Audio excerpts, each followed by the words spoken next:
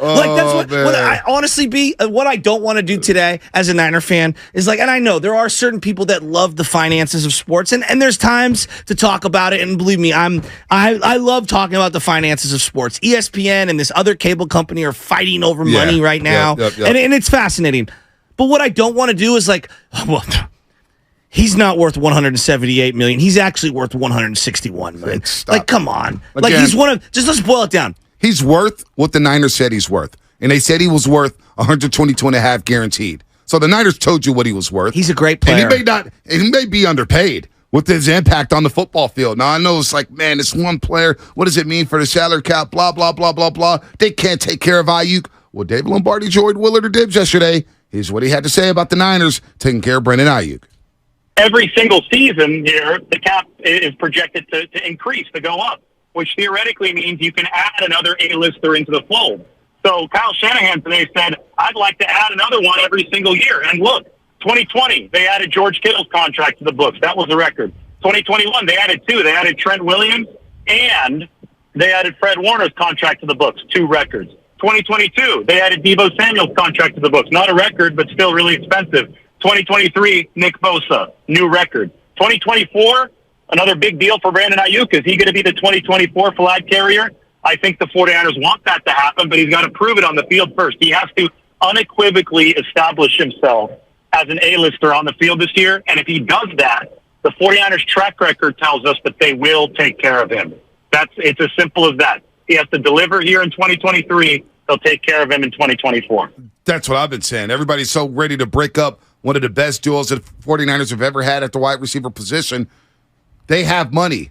They will take care of Brandon Ayuk if he balls out. So I don't get why this. David Lombardi just spelled it out for you perfectly. They've got the money. But Ponte, and I'm not, this is me being sarcastic. Yeah. How are they going to afford Brock Purdy in 2026? How are they going to afford, this guy Brown that they drafted from Penn State this year, who's a rookie right now? How are they going to afford him 4 years from now? Like, everyone, relax. Just relax. We did this during the Harbaugh era, and then the whole thing fell apart 3 years later, and it didn't even matter who you paid. Like, it didn't even matter. Let's just enjoy the winning right now, and let's just see where this thing takes us. At the end of the day, one of the best players in football who's not a quarterback, who every single team would line up to pay and trade for. Not just, like, that's the difference between Bosa and other players. Like, if I said to people, hey, right, you could have Javon Hargrave, a lot of people would pay him. I don't know what the draft pick would be to acquire him, right? Like, I don't know. We could have that conversation. Armstead, same thing. Bosa would command multiple first rounders, and everyone would have $150+ million check ready for him, right? Right. That's how good this guy is. He is. So he's on your team for the next couple of years. Let's go. Yeah, no doubt about that. Chocolate pudding in a pool. I can't get over that one. You know what I would do? Chocolate pudding, would you fill your pool with chocolate? Or you talk about chocolate pudding? What kind of chocolate are you talking about?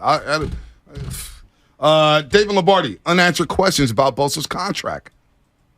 The fully guaranteed money is going to be a huge deal to learn. And then the structure is going to be a huge deal to learn.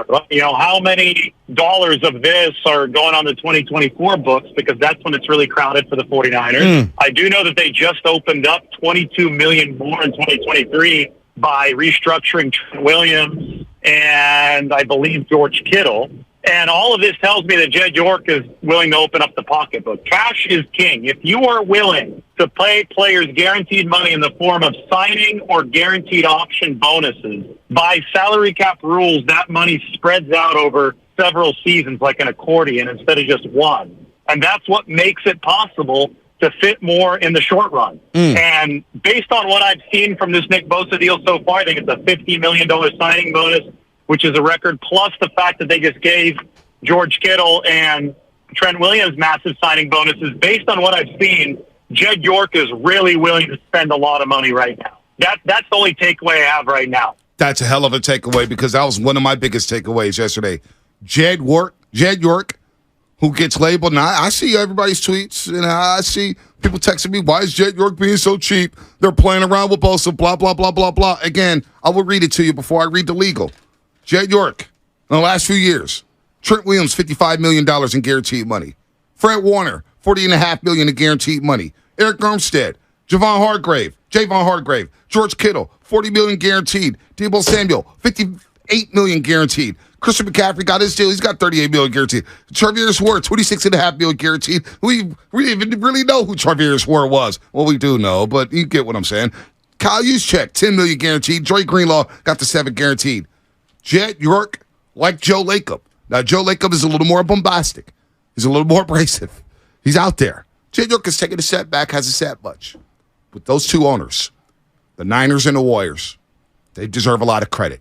Jed York deserves to get mentioned now. Now, he needs a Super Bowl, right? I get all that. Jed York has hung 4 banners at Chase Center alongside Stephen Curry. He's had a part of that. Jed York has gotten close. He has at least spent the money, and he's put his money where his mouth is. So I don't want to hear about Jed York being broke or penny pinching, nickel and diamond. Jed York has put his money where his mouth is. Yeah, I'm just looking at this front office, John Lynch and Kyle Shanahan.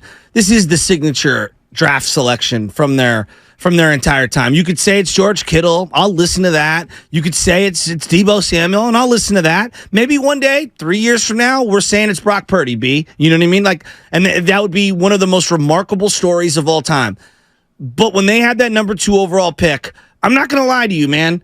After the Solomon Thomas thing, I was very worried it wasn't going to work out because they had just recently whiffed. I mean, they just whiffed. They whiffed on Solomon Thomas, and it does happen a lot. Yep. They clearly whiffed later on Trey Lance. Nick Bosa has been a game changer for that defense. He has been a game changer for the organization. And every year that this guy suits up and plays the majority of the games, they find themselves in the NFC Championship game or farther. Yep, no doubt about that. He's a superstar. He could have been the MVP of Super Bowl 54. Could have been. He was in the running for it alongside Jimmy Garoppolo, although I think at the end of the day, they probably would have given it to the quarterback. Jimmy was 17 of 20 at one point in that game. Quarter. Oh, I know. Trust me, I know. You're listening to then the fourth quarter happened. KGMZ FM and HD1 San Francisco, always live on the free Odyssey app. Download the Odyssey app and favorite 95.7 game for the best and most up-to-date sports coverage. And do not forget that you could also watch us every single day on our YouTube and Twitch stream, sponsored by our very good friends at First NorCal Credit Union. Just log out a search 95.7 The Game. Be sure to like and subscribe to the channel while you are there. 888-957-9570. What are your thoughts on this new Nick Bosa deal? Here's Shanahan. How many snaps can Bosa play on Sunday? Okay. Realistic amount of snaps for Sunday. How many snaps are in the game? I'm just joking. We got to see when he gets here. I know Nick will come in shape. I know he'll be good. It'd be great if he could get into something today. I don't know when he's going to get here or where he's flying from. But I mean, we'll be smart with it, and that'll be based over these next 2.5 practices. I believe there's 55 to 75 on average snaps. It depends on what team we're talking about, but 55 to 75 snaps per offense and defense, right? So let's say hypothetically he plays 25 of the 55 or so snaps, because I believe both teams are going to try to run the ball. I'll take that. I'll take 7 snaps from Nick Bosa on Sunday. Look, even with Nick Bosa playing the whole game, this feels like a coin flip type of a game because of the respect I have for Pittsburgh, and then having all offseason to be able to prepare for this, and both teams feeling fairly healthy heading into this. But even in a limited capacity, 1 or 2 plays makes this game. For one side or the other. It could be a TJ Watt strip sack. It could be a Nick Bosa, getting a holding call on a 3rd down that they convert and that gets pushed back to a 3rd and 20, and now they got a punt. Like that's how much pressure he puts on an offense. No doubt about that. No doubt about that. TJ Watt, by the way, played 81% of the snaps when he held out and signed out Wednesday of week number 1, had 2.5 sacks on the way to a DPOY. Did Shanahan get involved in the negotiations? What Shanahan said about that? I mean, yeah, I always want to get it done, and that's how we feel too. But I didn't get involved in this one at all. I try not to at all. We kind of had an idea it was going to be like this. I thought it would come to fruition sometime last week, and it didn't, which made me nervous, made me kind of move on with it just because I thought I had to.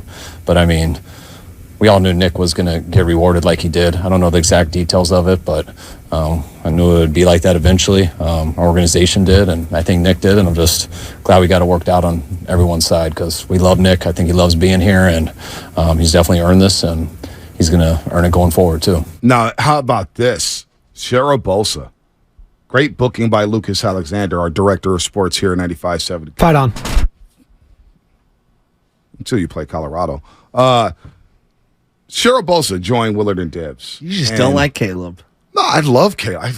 The first one, y'all wasn't even watching the Red River Shootout when he replaced Spencer Rattler against Texas and he threw dimes. You guys were asleep. You guys were probably out golfing or something.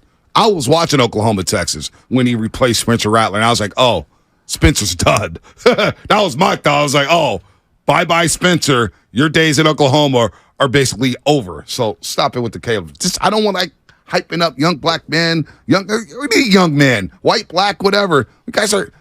Last year was so unfair. You guys started hyping him up with Patrick Mahomes. I'm like, let the guy finish out his career at USC. He didn't say that. Those are the professionals saying that. But no, there's a lot of people, too. I said he's one of the most fun watches in sports. No, he is. No doubt about that. I love Caleb. But let me see him play in the big boy level first. Let Caleb be Caleb, man. You guys already put him in the Pro Football Hall of Fame. One of the most gifted people physically I've ever seen. Yeah, Trey Lance. Good luck in Dallas. Cheryl Bosa. Is Nick Bosa in shape? Where's he at physically? Physically, he's a specimen. He's in better shape than he's ever been in his life. I mean, this offseason, he's faster than he was. He's stronger than he was last year, if you can imagine. That's all fact. I'm real happy that he's going to get some reps with Trent tomorrow.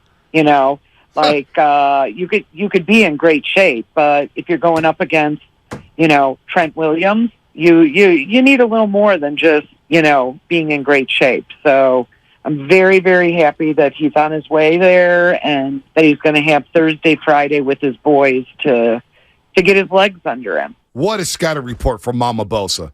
Cheryl Bosa on Willard and Dibs yesterday. It is funny because, for a second, it's a great interview. I was listening to it. It's amazing, and she's spot on. If he looks bigger, stronger, faster. She said that's fact. I love that. But could you imagine, Joe Shasky signs another deal with Odyssey, and the media company that's covering it is like, hey, let's get on Joe Shasky's mom. Joe's takes are better than ever. His throat is clearer than it's ever been. His mind is fresher than it's ever been. He's been reading more articles about sports than he ever has. And, he gets to get those reps in with Bonte every single day. I'm just excited for what the next 2 or 3 years holds in his contract. Only in sports do we do this thing where we interview the parents. I'm guilty. We do this all the time. It's a great interview. It's just crazy. It's crazy. She broke it down. No, I loved it. Somehow, some way, it always comes back to you. Well, can you imagine, hey, the Noreen, plumber gets signed on. First of all, I know Noreen. She would never come on the airways defending you. No. She would never pick up. Now, Papa Shasky, maybe a different thing. Can't find the Tom. Oh, my God. My dad's so happy Bosa's back. So I saw happy. Marianne this morning at Starbucks. Oh, nice. Facts. Told me about the trip, man. Had a great time. I heard about a crazy story that they went through. I won't bring that up, but on the flight home? Yeah. Yeah, that was pretty incredible. Pretty incredible. It wasn't the diarrhea airplane that is making. I was going to say it wasn't the poop plane. No, it wasn't the poop No, plane, it was but not that, but it was sadder. Yeah.